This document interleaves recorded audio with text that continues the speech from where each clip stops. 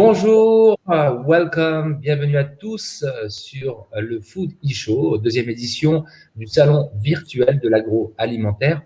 Et sur cette série de panels de discussion en ligne, je remercie d'abord à tous les participants d'avoir rejoint cette discussion. Et qui plus est, nous allons switcher entre le français et l'anglais, car nous avons des speakers venant de différents pays.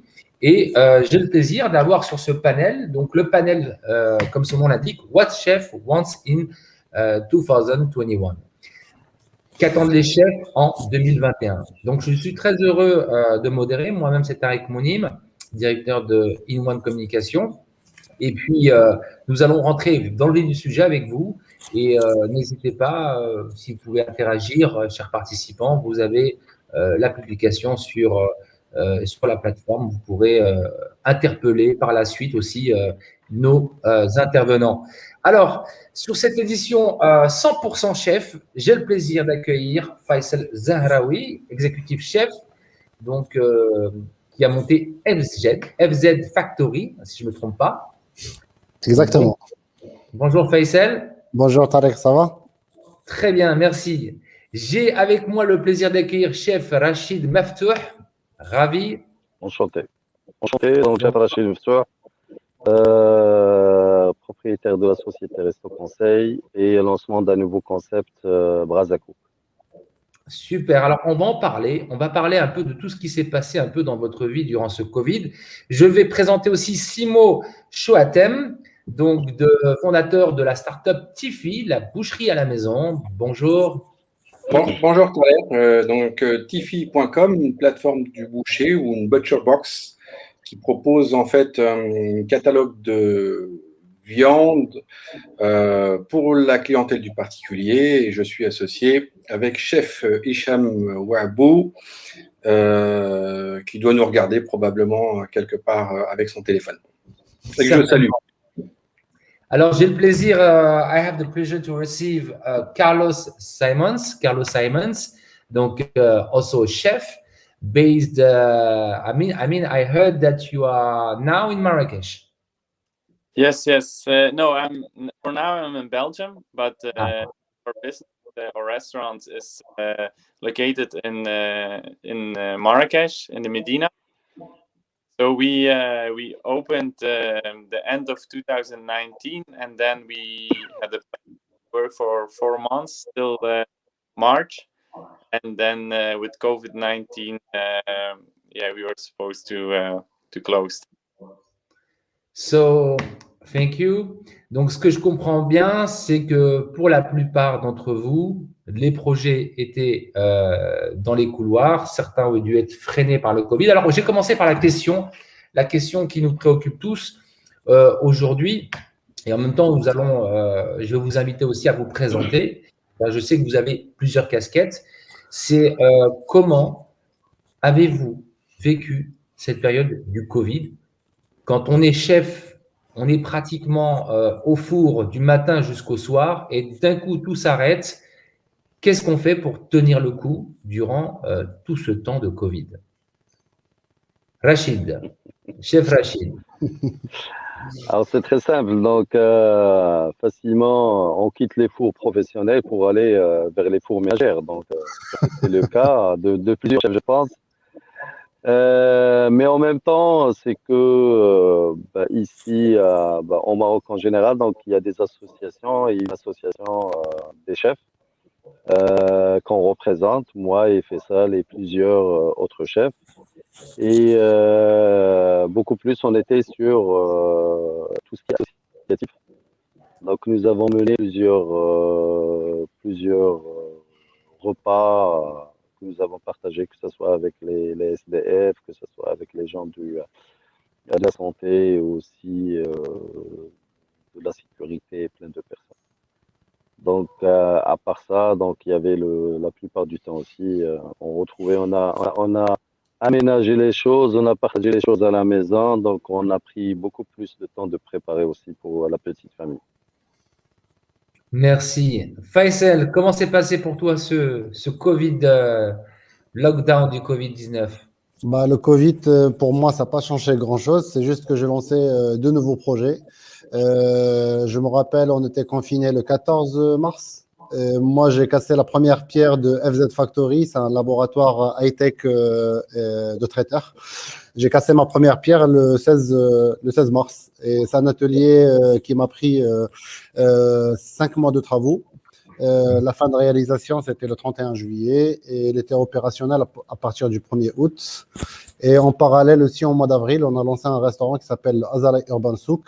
C'est un restaurant style Madina, mais en plein centre de Guélise, qu'on a lancé aussi les travaux pendant le mois d'avril, pendant 3 mois, 4 mois.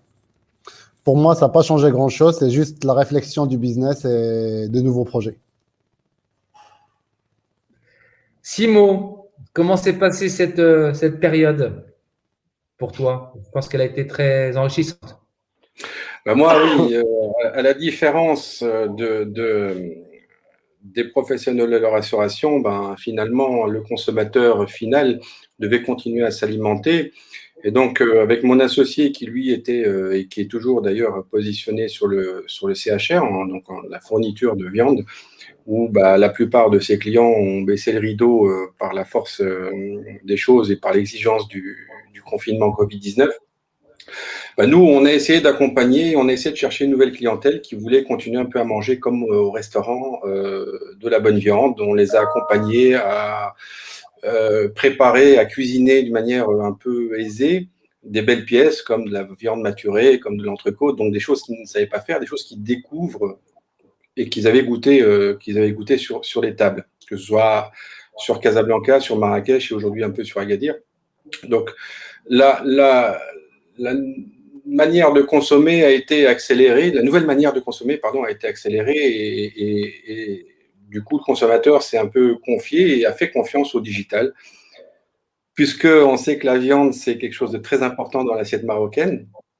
C'est presque 70% du budget ou 80% d'une assiette grand public, enfin à la maison, hein, donc c'est assez particulier et ils nous ont fait confiance, on en est satisfait et puis on a aussi appris que ben, finalement, au-delà de bien manger, il y a aussi tout ce plaisir, cette nouvelle culture viande, cette nouvelle culture gastronomique qu'on a réussi à faire ou en tout cas à apporter notre touche auprès du consommateur marocain. Donc ouais, c'était assez pertinent comme analyse. Après un an, aujourd'hui, on est quand même encore en couvre-feu, en état d'urgence. Donc on en apprend tous les jours. Merci Simo Chouaten. What about you, Carlos Simons? How did you live this time? For us, it was also a special time as the rest. We closed our restaurant, I think, the 14th of March, and very fast we were thinking what we should do for the coming weeks, because we were not thinking that it would be till today. So we were still in the process of refining everything, the restaurant and also the room that we have. So that was the first part that we did. And around June, we moved back to Belgium, and we rent a building because we had the idea to start a pop-up restaurant for a few months. We never went back to Belgium. Morocco stopped was still in that lockdown. So we had the idea to start a pop-up because everything was open. And whenever, so we rent a building and we did some works. And whenever we were ready to open, Belgium closed all the restaurants. So it was a little bit disappointed on that time, but still we were in the possibility to learn a lot. We are still in the process today of rethink everything.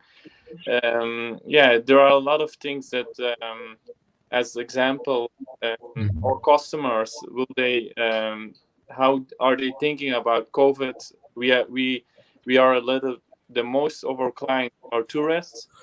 So how, whenever are they ready to go come back to Morocco? All this kind of questions. Are they ready? Will they wait till the whole world will be vaccinated? But for us, it's a very interesting time. So I think as chefs, we are very creative and we love, we are passionate about what we are doing. And so for us, to give an answer on the question what chefs want in 2021, I think we want to do what we love, and that's cook. We want to do it before our guests, for our guests, and we love to see how everything will come back So to normal.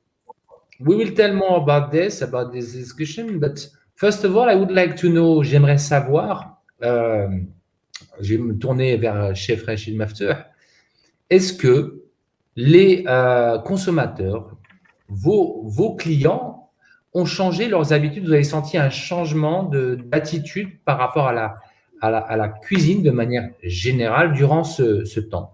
Les gens ont commencé, on l'a remarqué, à faire attention à leur équilibre, à leur hygiène, enfin à leur diététique, à faire du sport. Ça a été la question principale d'entretenir. Est-ce que vous avez senti un changement dans la consommation et dans le mindset des consommateurs, enfin vos clients habituels? Alors, c'est vrai que, par exemple, il y a une spécificité par rapport à chaque clientèle au niveau du Maroc.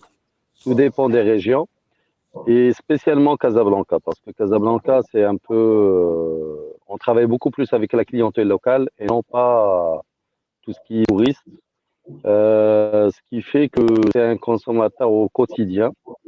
Et aujourd'hui, sur Casablanca, il y a plusieurs offres de restauration, c'est-à-dire plusieurs concepts différents de la cuisine du monde. Et les gens, ils sont tellement adaptés à toute cuisine, que ce soit du pays ou que ce soit aussi une cuisine qui vient de l'étranger à l'international, avec tous les nouveaux concepts qu'on connaît aujourd'hui. Donc, le consommateur de Casablanca, il est prêt, il est là pour la consommation. Donc, avec le Covid, je pense c'était la période où les gens, ils étaient les restaurants sont fermés, les hôtels sont aussi fermés. Donc, on n'en parle pas de cette période parce que c'était un peu le cas pour tout le monde, à part pour quelques-uns qui attendaient l'ouverture de certains restaurants pour pouvoir consommer chez eux. Donc, il y avait beaucoup plus de demandes sur tout ce qui est à emporter ou takeaway. Je pense aujourd'hui, le cas il y est parce que nous avons vu beaucoup de restaurateurs, ils se sont convertis à un concept qui s'appelle Dark Kitchen.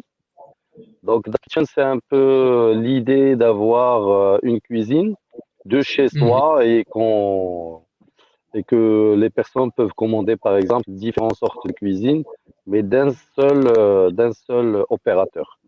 Donc, pas besoin d'appeler, par exemple, l'italien, d'appeler l'asiatique de côté, de faire. Donc, il y a quelques-uns qui se sont appropriés 3 concepts, 4 concepts dans l'ensemble pour pouvoir répondre à la demande des familles marocaines chez eux.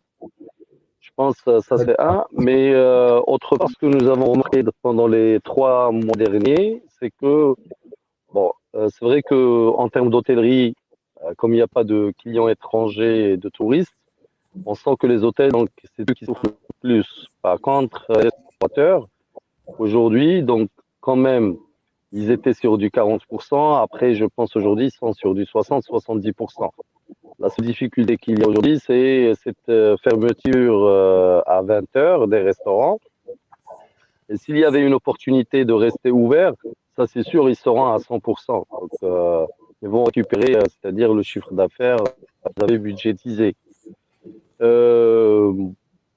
Moi, personnellement, là aussi, j'avais entamé les travaux sur un concept que j'ouvre bientôt dans les 2-3 jours. C'est pour ça que je suis à l'extérieur. Et franchement, je vois autour de moi facilement 4 ou 5 aussi concepts qui s'ouvrent. Donc, je vois les gens venir en force sur les ouvertures parce qu'ils savent que le consommateur, il est prêt, il veut sortir. Et c'est vrai qu'avec différentes offres, c'est vrai que les gens aujourd'hui, avec la période qu'ils ont passée chez eux, ils ont pris le temps de faire beaucoup plus attention à leur forme, à savoir aussi comment choisir le repas équilibré. Donc, il y a plusieurs styles aujourd'hui. Donc, Très je bien. pense qu'il y a de la place pour tout le monde. Si Rachid, je pense à l'avenir, vous ferez attention, juste le micro, je pense qu'il frotte un petit peu sur le… Et le fait qu'il frotte, ça fait des… voilà. Alors justement, dans cette accélération du digital, comme on va pouvoir le voir là tout de suite dans cette conversation, on a on va dire le retour du street food, de la cuisine faite rapidement. Les gens veulent consommer rapide. Donc, il y a tous ces acteurs de l'emporter qui beaucoup se sont improvisés, mais on a les plateformes comme Jumia Food, comme Glovo qui se sont tournés vers ces grosses majors. Je parle sans les citer, on les connaît tous, hein, ces fast-food. Et comment aujourd'hui un chef a pu se positionner par rapport à ça, à cette capacité de répondre rapidement, mais tout en respectant une cuisine saine, une cuisine premium, j'ai envie de dire. Si Faisal. Bah, il faut savoir qu'avec le Covid, il y a déjà un facteur très important qui a changé chez le consommateur, c'est le pouvoir d'achat. On sait que le Covid, elle a fait beaucoup de dégâts au niveau côté économique et même dans le pouvoir d'achat. Et on sait que, par exemple, dernièrement, pourquoi les street food, ils ont trouvé leur marché pendant le Covid, parce que les gens, ils n'ont pas changé leur habitude de consommation, mais par contre, ils ont changé leur façon et leur manière de consommer. Côté budget, c'est pour ça qu'ils s'orientent facilement vers le fast-food. Moi, comment j'ai abordé ça? Parce qu'il fallait quand même répondre à la demande avec une cuisine saine. Et ça reste aussi dans le street food. Pas dans le fast-food, mais dans le street food. C'est deux choses complètement différentes. On a essayé quand même qu'à Marrakech, il faut savoir que 90% des restaurateurs et des hôteliers travaillent beaucoup avec le tourisme. Et c'est un domaine qui a eu beaucoup de dégâts sur Marrakech. Il y a beaucoup de restaurants qui ont fermé, beaucoup d'hôtels qui ont fermé. Et la capacité de la consommation, ça a beaucoup diminué parce que par rapport aux expats, on sait que 80% de tous les secteurs à Marrakech, ils travaillent directement, indirectement avec le tourisme. Ça veut dire que même le pouvoir de consommation, elle a baissé. Ça veut dire qu'il fallait qu'on s'adapte avec une nouvelle méthode, une nouvelle stratégie. On s'est orienté beaucoup sur le côté social media pour répondre à la demande. C'est un travail stratégique au quotidien. Avec les nouvelles strictes, il y a des fermetures, il y a des changements de loi, des fermetures surprises. Il fallait qu'on s'adapte à ça. Mais par contre, le client, comme j'ai dit tout à l'heure, il n'a pas changé sa méthode de consommation. Mais par contre, maintenant, le client, il fait super attention à ce qu'il commande. Il fait super attention au budget. On ne peut pas se permettre de vendre des menus comme au restaurant. Parce que le client, il dit toujours que je le mange chez moi, il n'y a pas de service, il n'y a pas de machin. Et en plus, même l'envie. Maintenant, tout le monde a commencé à se disperser dans chaque restaurateur, il se spécialise dans quelque chose. Mais par contre, il fallait répondre à la demande au général. Par exemple, ce qu'on fait à Zala et au FZ, on fait de la restauration ou des plateaux repas, mais par saison. On change tous les 2 semaines par rapport aux produits, par rapport à la demande, par rapport à la saison. Et franchement, c'est une stratégie que ça a super bien payé. Mais par contre, il fallait vraiment faire attention au prix, à la demande. On sait que maintenant que tous les clients, ils sont devenus exigeants parce qu'ils savent qu'il y a de la demande, mais il n'y a pas beaucoup d'offres. Ben voilà, c'est comme ça que nous, on a orienté notre management, notre business vers ce côté-là. Alors là, il s'agit d'une véritable stratégie qu'il a fallu mettre en place, hein, adaptabilité et stratégie auprès du consommateur. Justement, Simo Chouaten, tu as toi été à l'écoute même de ces clients en répondant à un besoin très spécifique.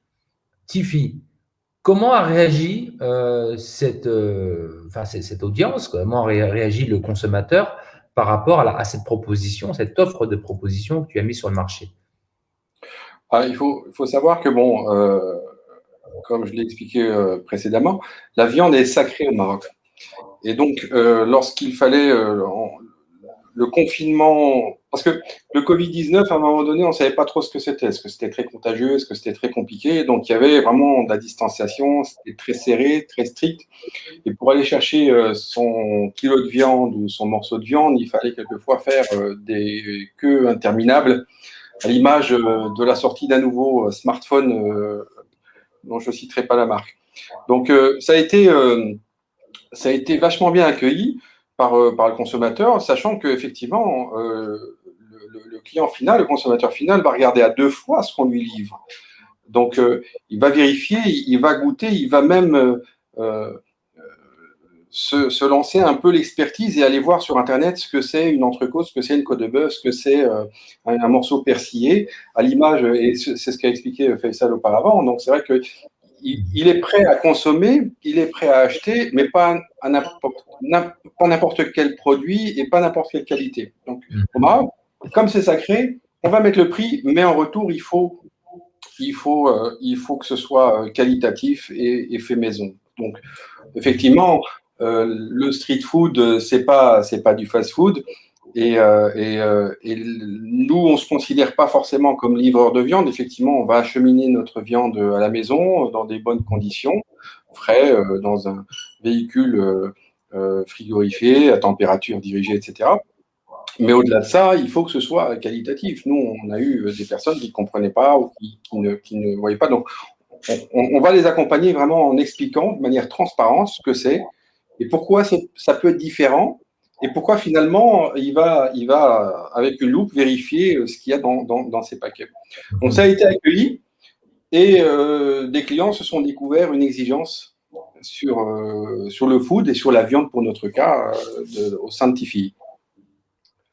Donc expérience très très très positive et j'espère qu'il va continuer d'une manière exponentielle parce que la culture gastronomique c'est finalement on revient et on parle d'art et on voit finalement que par ce qui se passe sur les chaînes de télé, que ce soit au Maroc ou à l'étranger, on devient de plus en plus passionné à voir un chef préparer un repas ou un burger ou quelque chose de manière très simple. On voit aussi des émissions où on dit finalement préparer une sauce béchamel, c'est très simple, ne vous inquiétez pas, vous n'allez pas mettre le feu à votre cuisine, posez-vous et on va y aller par étapes. Donc, le digital l'a accompagné par les réseaux sociaux, mais aussi par les communications comme ce qu'on fait aujourd'hui, par Zoom, par les moyens de visionnage très aisés et très faciles, où de plus en plus de sites Internet, de plus en plus de chefs, de plus en plus de personnes qui sont passionnées par la cuisine vont se mettre au digital et vont partager ce qu'ils font et comment ils l'ont fait sans garder un peu leur secret culinaire. Très bien. Merci, Timo. Carlo, I would like to know, how did you manage yourself to use the digital and to be always in touch with your consumer? Alors, Simon, le son, the sounds, we didn't hear you. Tu as mis sur mute, je pense. Can you? Oh, yes. Again? Non. Alors, je pense que Simon a un problème de son. I think we didn't hear you. Vous êtes avec nous, tout le monde? Allô? Oui. Ah, OK. Carlo, can you answer to the question?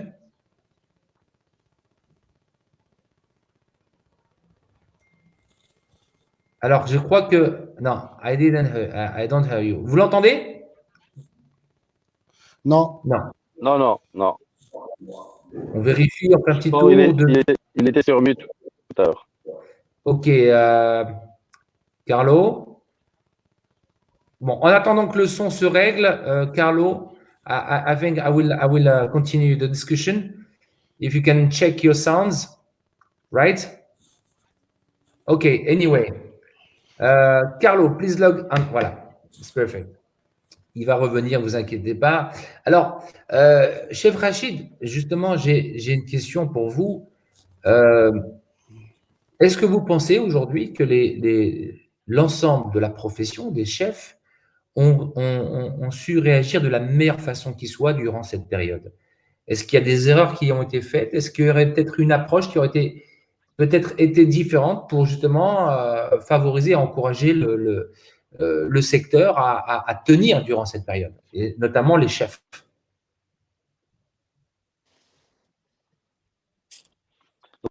J'ai pas bien entendu parce qu'il y avait des coupures. Je disais, Vous est-ce pouvez que vous, juste, est-ce que vous pensez que on aurait pu faire mieux durant cette période? Est-ce qu'il y a des erreurs qui ont été faites? Est-ce que je parle d'association, de collaboration, de fédération entre les chefs pour mieux appréhender cette période et mieux la préparer? Ou est-ce que vous pensez que voilà, on a tous été un peu surpris par la chose et je pense que on n'aurait pas fait mieux? bon, je pense que ce fléau, il a touché une bonne partie des gens de la restauration. Que ce soit là, on parle des chefs, mais il y a toutes des équipes qui sont derrière, donc beaucoup de gens. Et quand on parle une bonne partie, donc je pense qu'ils représentent 50%, ils sont dans les établissements hôteliers. Ces établissements hôteliers, ils ont jusqu'à aujourd'hui, ils sont touchés. Donc bon, il y a eu des aides, il y a eu le truc de la CNSS, il y a eu pas mal de choses, mais je pense aujourd'hui pour certaines personnes et pour certains chefs qui étaient d'un certain niveau et d'un certain salaire, c'était très très très difficile de dépasser cette situation. C'est vrai que bon entre les membres de la fédération et tout, donc il y a beaucoup de partage quand il y a des besoins, quand il y a un service à donner, quand il y a des coups de main à donner. Donc, il y en a sûrement.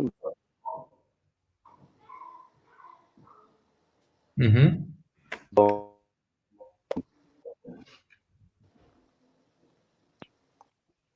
très peu ou pas assez suffisant pour, par exemple, répondre à toutes les demandes ou toutes les situations.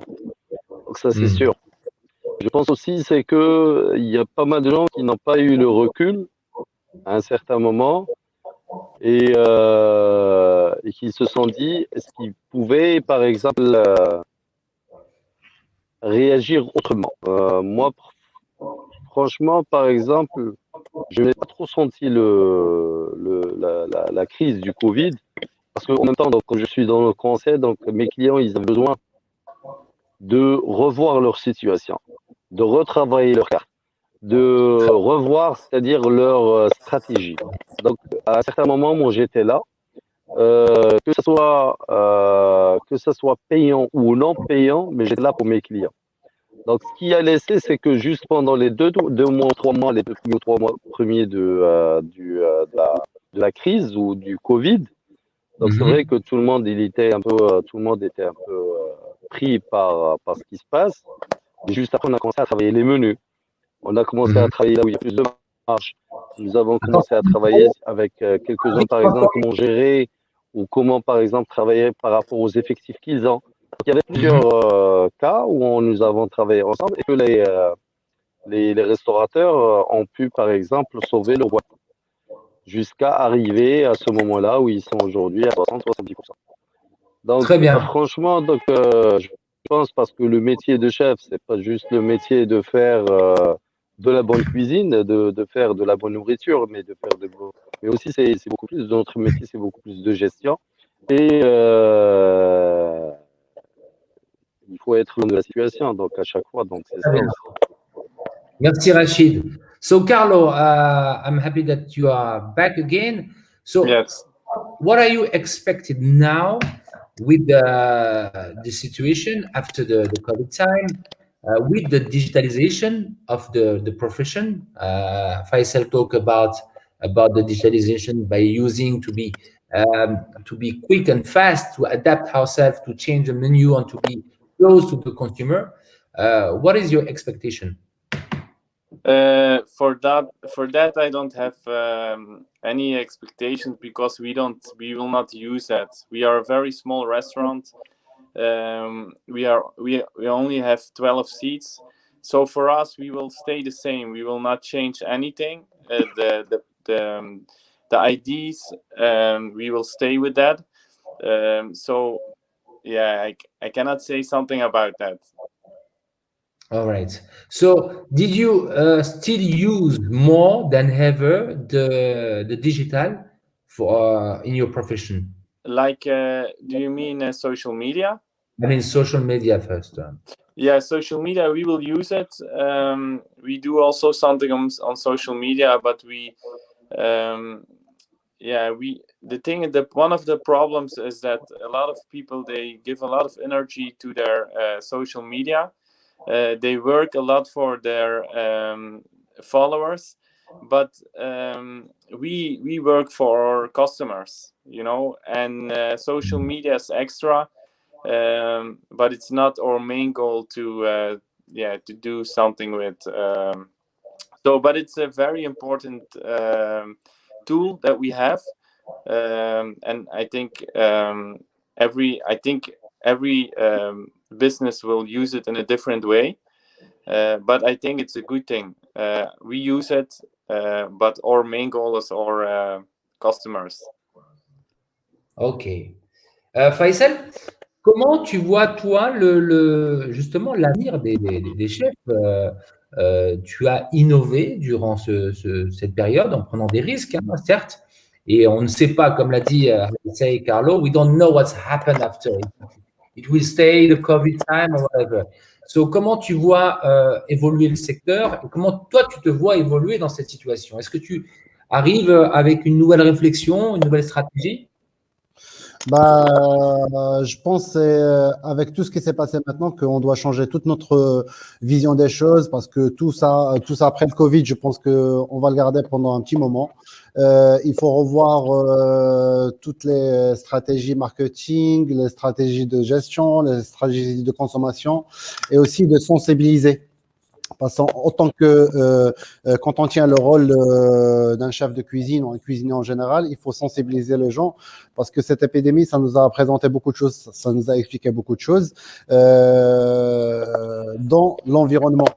L'environnement, il fallait travailler sur ça, il faut développer d'autres manières d'exercer, d'autres manières de voir les choses.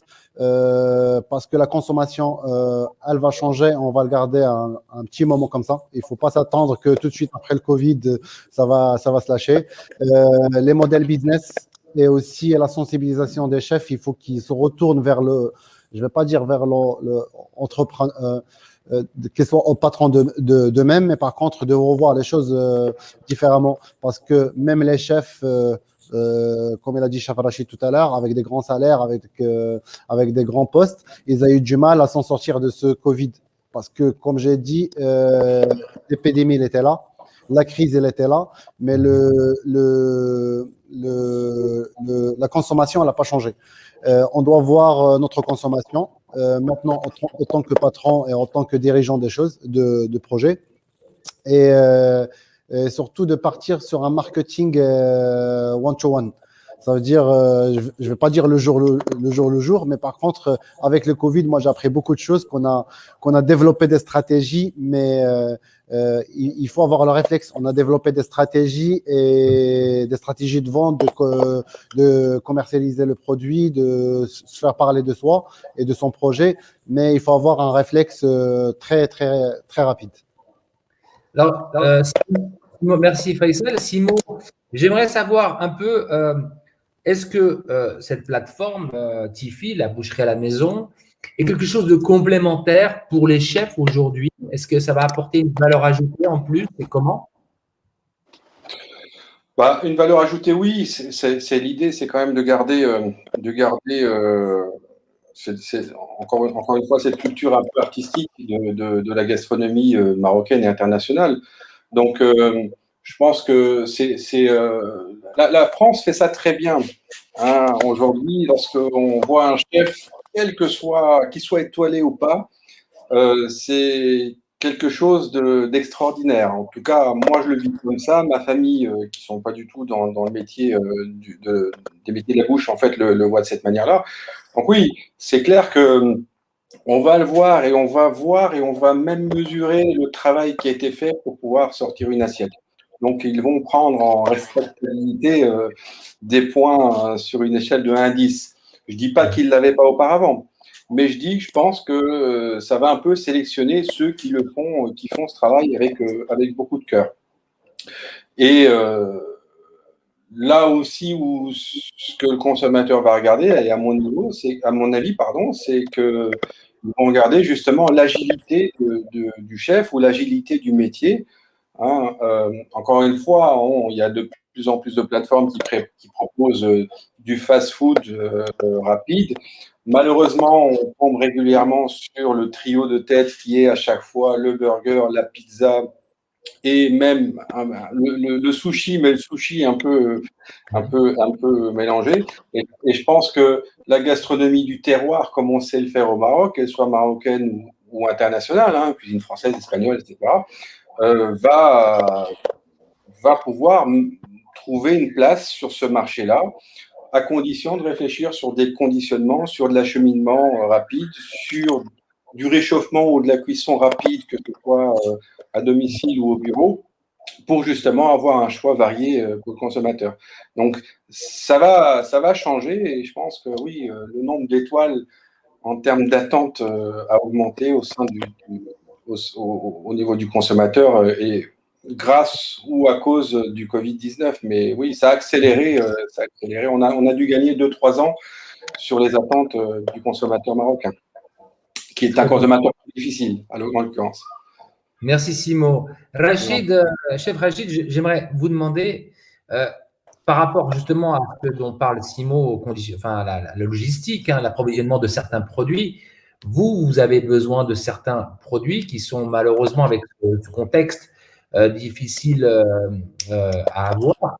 Comment est-ce que ça va changer quelque chose dans dans le choix de vos produits pour vos préparations futures?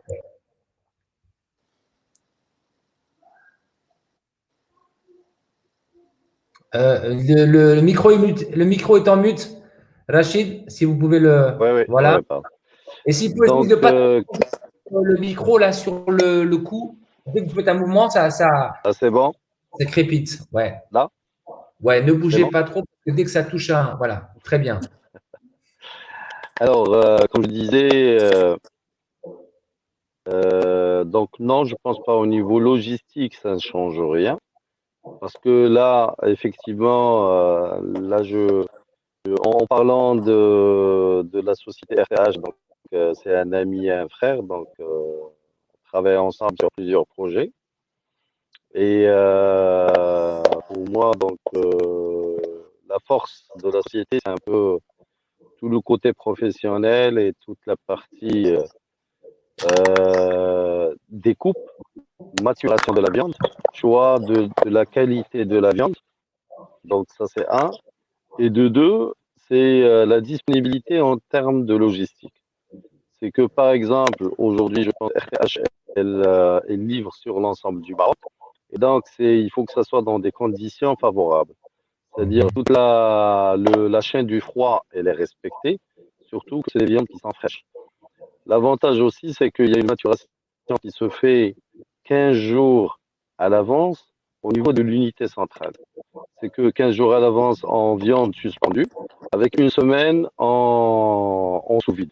Ce qui fait que, je pense, c'est ça aujourd'hui que la clientèle ou bien que les gens doivent aussi apprendre. C'est que le métier de boucher, c'est pas un métier qui est simple, c'est la base de la cuisine. Donc, parce que c'est, comme on l'a dit, c'est aussi un produit qui commence depuis l'abattage, depuis l'élevage, depuis l'engraissement, la situation ou bien les conditions d'abattage comment il sort. Et donc, et ça suit la viande elle est mature dans quelle température, donc il y a plein de choses. Toutes ces conditions-là permettent d'avoir un produit impeccable avec lequel vous pouvez préparer vos recettes facilement. Très bien. Donc, en termes, je pense aujourd'hui le besoin des chefs, franchement, c'est que il y a certaines choses pour faciliter aujourd'hui le fonctionnement au niveau des établissements, surtout que ce soit traiteur, que ce soit hôtel, qui font par exemple sur Casablanca, il y a beaucoup de banquets, même banquets avec du 400, du 500, du 1000 couverts parfois, et des cocktails qui sont récurrents, parfois une fois par jour, et parfois 2 à 3 opérations par jour. Et donc, ce chef-là, aujourd'hui, il a besoin d'avoir des produits qui sont presque mi-préparés. C'est-à-dire, par exemple, je vais dire n'importe quoi, et qui prennent beaucoup de temps de préparation, c'est surtout tout ce qui est cocktail dînatoire. Donc, il y a beaucoup de pièces. Vous avez, par exemple, un groupe de 1000 personnes à qui vous allez offrir, par exemple, 25 pièces, salé, sucré, froid, chaud et sucré. Ça veut dire, facilement, si vous multipliez par 25, le nombre, il est immense. Donc, vous pouvez avoir les équipes que vous voulez, mais il va falloir travailler 2 jours, 3 jours, toujours à l'avance. Aujourd'hui, je pense, en industrie alimentaire, il faut être intelligent à offrir aussi ce produit. C'est-à-dire, je dis n'importe quoi, ça Je vois qu'on a perdu Rachid. Oui, Rachid? Juste un léger souci sur le son. Là, je vous entends. Vous m'entendez maintenant? Oui, je vous entends très bien. C'est pour ça. Alors, justement, vous allez juste terminer votre dernière phrase et je vais passer à Carlo parce qu'il ne nous reste plus qu'1 minute. Alors, chef Rachid, vous avez muté votre téléphone. Le micro, on ne vous entend pas. Alors, Carlo, c'est pas grave. Chef Rachid, je reviendrai vers vous. Carlo, can you what is the next project for you in Marrakesh? How do you imagine to work with the consumer? This is what is the direction of your restaurant? Alors, les problèmes de son. Proximo, vous m'entendez? Faisal, vous m'entendez? Alors, Carlo, je pense que vous avez un souci avec le micro. Dis-moi, chef Rachid, vous êtes avec nous? Non, on ne vous entend pas. Alors, je pense qu'on a les aléas du direct. Ne vous inquiétez pas, ça arrive avec le son. Je vais finir avec Faisal et Simo. Voilà, si nos amis nous rejoignent. Un dernier mot. Quel conseil donneriez-vous aux chefs qui nous écoutent dans leur approche future par rapport, quelle vision vous voulez partager justement avec les professionnels qui nous écoutent? Bah, déjà, le conseil que je vais donner, que par exemple, il faut réfléchir à l'industrie agroalimentaire avec une bonne pensée. Par exemple, le projet de M. Chouatan, c'est super intéressant parce qu'avec un projet comme ça, un produit comme ça, une plateforme comme ça, le chef il va gagner du temps, mais en gardant sans exagérer dans l'industrie agroalimentaire, en faisant attention à l'environnement et en respectant l'environnement. Et avec un produit comme ça, comme une plateforme de viande prématurée ou rassis ou à la découpe, je pense que les chefs, avec les nouvelles strictes sanitaires, on n'a pas beaucoup de staff parce que la plupart des hôtels, restaurants, ils ont diminué leur staff. Ça veut dire on aura besoin de garder la même qualité de service et de produits, mais on doit gagner du temps. On va gagner du temps avec des plateformes comme ça, par exemple sur la viande, avec une viande rassis, persillée, découpée. Je pense que les chefs, s'ils sont intelligents, ils vont partir sur des nouvelles plateformes comme ça. Très bien. Carlo? Sorry. Yeah, Yes. can you hear me? Yes, Sorry, now it's better. It's okay. It's okay. Okay, So sorry about we that. have only 1 minute. Can you please share with us what advice can you share with the chef that they are listening to us what kind of advice would you like to share? For me, I think what I like to share with everyone is that human being will not change after COVID-19 when everything is over. We still will love the same things: travel, food, the good things in life. So I think we need to stay very close to what we already did before, because it's not our product or concept is not good or not working. It's just about COVID, and COVID is now something that give us time to make everything better, to rethink everything, to refine everything. But whenever we are ready to, when we have the possibility to reopen, I think people will come back and will enjoy the same things as before, as ever. So I think, we just need to have patience for the future that will come, and then we can enjoy again what we love, and that's taking care of our guests in Morocco and worldwide, I think. Thank you very much, Carlo.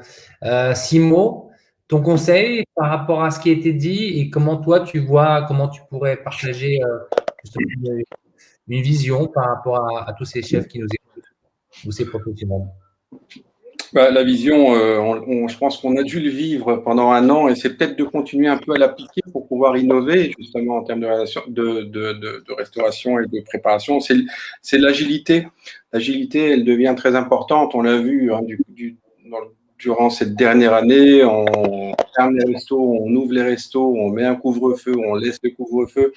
Donc ça a été, les autorités ont dû, par obligation, jouer, parce que c'était l'inconnu aussi, hein, le Covid, c'était pas nouveau, donc c'était de jouer un peu yo-yo avec certains établissements. Il y en a qui n'ont pas réussi à réouvrir, il y en a qui ont tenu, il y en a qui se sont alliés sur le digital, il y en a qui sont partis faire de la livraison. Donc c'est d'être agile et c'est de peut-être proposer quelque chose de nouveau et une nouvelle manière de consommer la viande. Donc ça peut être au restaurant, comme ça peut être des chefs qui vont aller à domicile. On a vu à Dubaï un nouveau concept qui marche très bien, c'était le partage de cuisine. Donc ici, on a le coworking et on aurait pu trouver une solution de co-cooking, donc de partager des cuisines qui ne sont pas utilisées à 100%. Donc ça, c'est des concepts qu'il faut réfléchir parce qu'on a des jeunes chefs qui n'ont pas les moyens d'avoir un restaurant, qui n'ont pas les moyens de se faire une cuisine professionnelle, en termes de législation. Et du coup, oui, il faut réfléchir à ça, il faut être agile et innovant. Donc, merci. Il y a encore beaucoup d'espoir. Merci, c'est Mohamed Chouaten, merci Faisal Zahraoui, merci Carlo, thank you Carlo Simons. Désolé Chef Rachid Maftouf qui nous a un peu abandonné, mais bon, il était à l'extérieur. Merci de votre patience. Je vous invite vraiment, chers auditeurs, à prendre attache directement grâce à la plateforme B2B avec nos intervenants, nos speakers et approfondir, découvrir leur univers. Voilà, à très bientôt. Merci. Thank you. Merci beaucoup. À bientôt. Au revoir.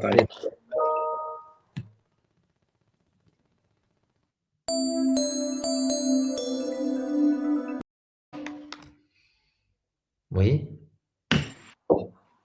Ouda?